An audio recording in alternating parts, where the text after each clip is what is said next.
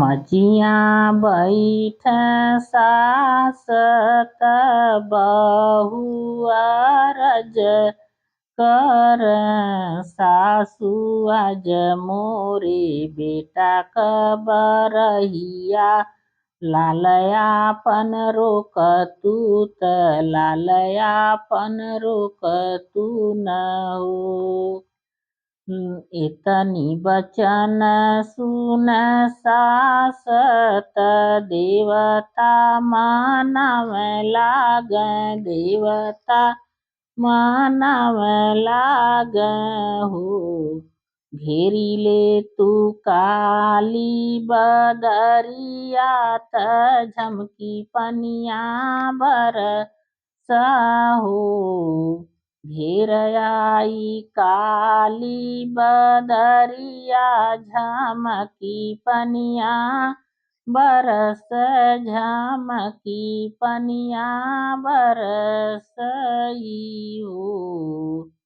घेरियाई काली बदरिया झमकी पनिया बरस झमकी पनिया बरसई हो।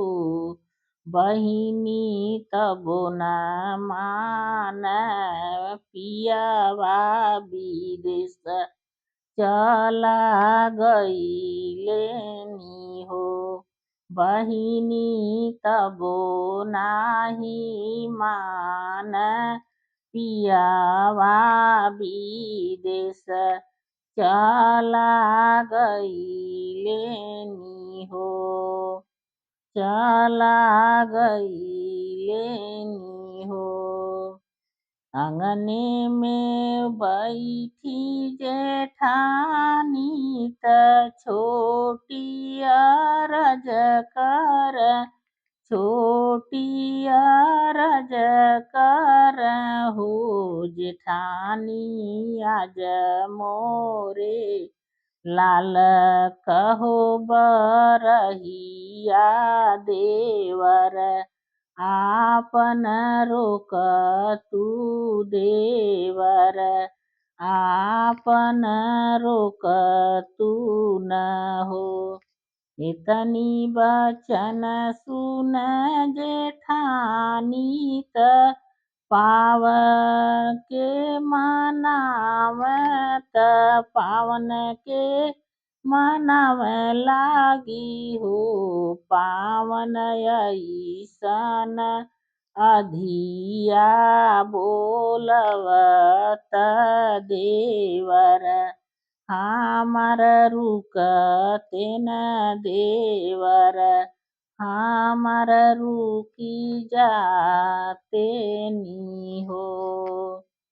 चली दी है आधी तूफानिया त पेड़ गिर लागे त पेड़ गिर लागे नी हो।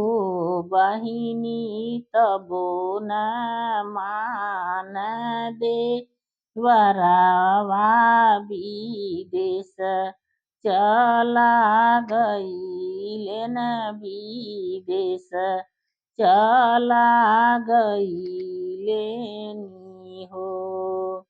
इतनी बचन सुनी रानिया झपटी बहरे आई झपटी बहरे आई हो।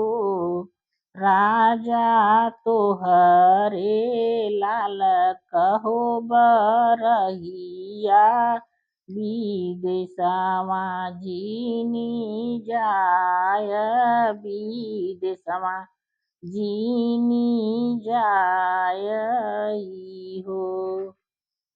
बही राजा तोहरे लाल कहो बरहिया विदेशवा जीनी जाय विदेशवा जीनी जाय हो।